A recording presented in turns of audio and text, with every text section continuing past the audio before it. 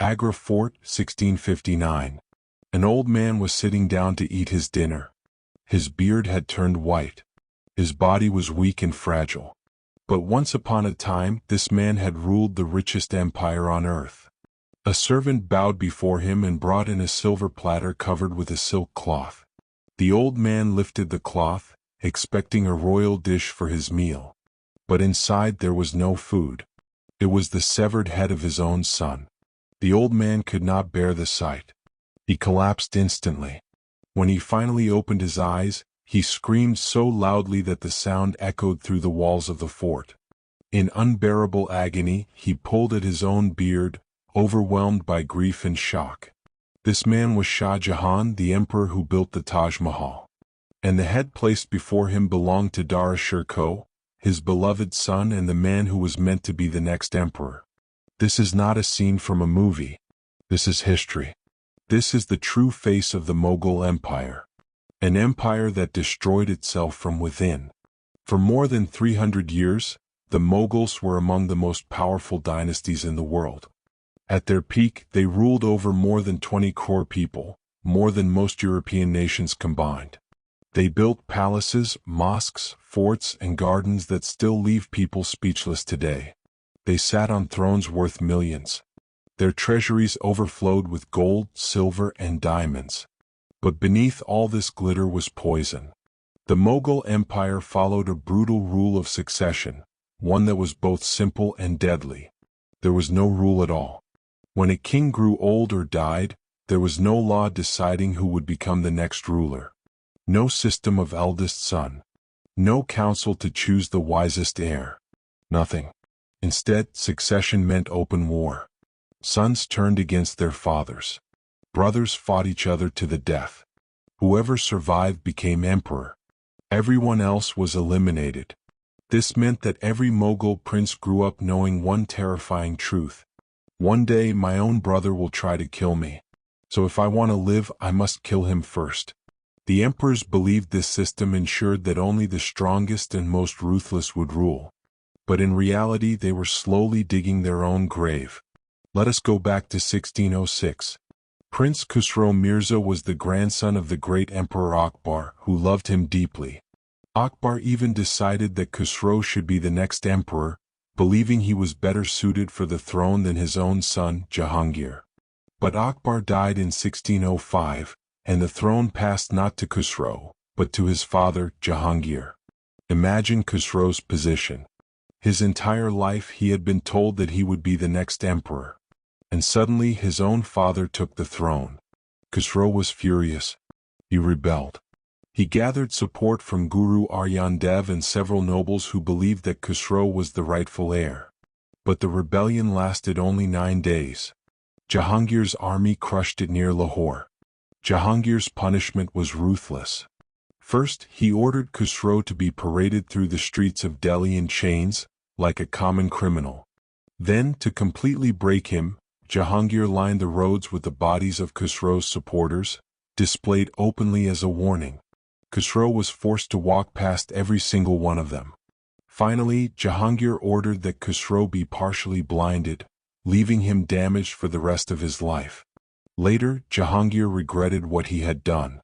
He even tried to find doctors who could restore Khusro's sight. But the damage had already been done not just to Khusro but to the empire itself. Because betrayal spreads like poison. The next generation learned this lesson well. One of Jahangir's other sons was Prince Khurram, the man the world would later know as Shah Jahan, the builder of the Taj Mahal.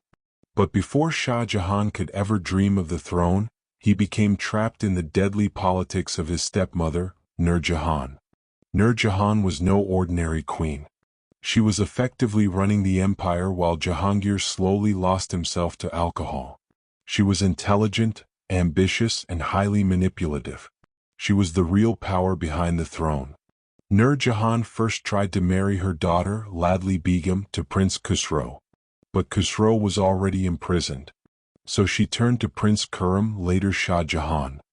He refused, knowing that marrying into her family would pull him into dangerous political games. In the end, Nur Jahan married her daughter to Shahryar, Jahangir's weaker son, and began planning her next move. Nur Jahan now began plotting to place Shahryar on the throne instead of the obvious and more capable choice, Prince Khurram, later known as Shah Jahan. From that moment onward, Nur Jahan treated Shah Jahan as her greatest enemy. She deliberately sent him on impossible military campaigns, hoping he would fail or die. She stripped him of his lands and wealth and publicly branded him a rebel.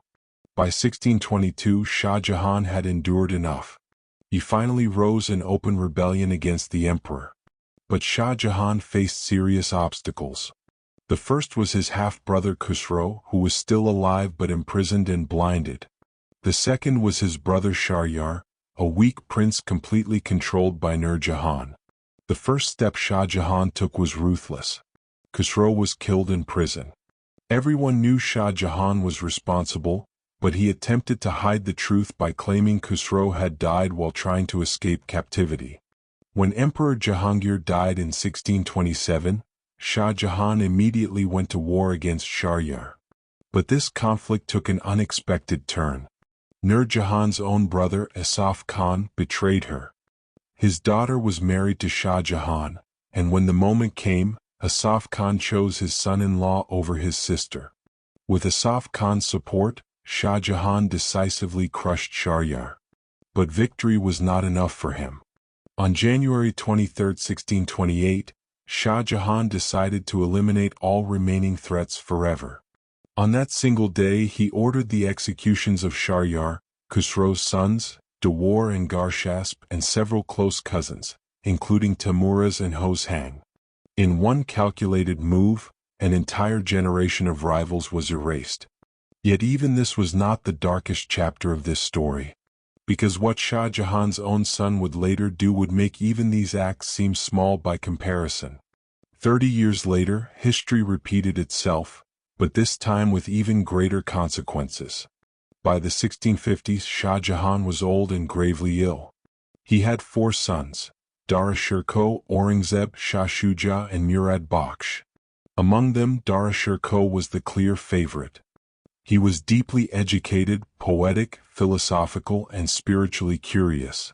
He studied not only Islam but also Hindu scriptures. He even translated the Upanishads into Persian, believing strongly in unity between religions. The people admired him. Shah Jahan adored him. Almost everyone believed Dara would become the next emperor. But his brother Aurangzeb was watching quietly. Patient, disciplined, and ruthless, Aurangzeb understood that Dara's liberal ideas made conservative religious groups uneasy. He decided to use religion as a weapon. In 1657, Shah Jahan's health suddenly collapsed. Instantly, the empire turned into a battlefield. All 4 sons declared themselves emperors. Aurangzeb played the smartest game. He formed an alliance with his younger brother Murad, promising they would defeat Dara together and then divide the empire between themselves. Murad believed him completely. At the same time, Aurangzeb began spreading dangerous propaganda. He claimed that Dara Shirkoh was not a true Muslim. He accused him of sitting with Hindu priests, studying Hindu texts, and weakening Islamic authority. This message spread rapidly. Religious leaders and soldiers began turning toward Aurangzeb. The battles began. Shah Shuja was defeated and fled eastward.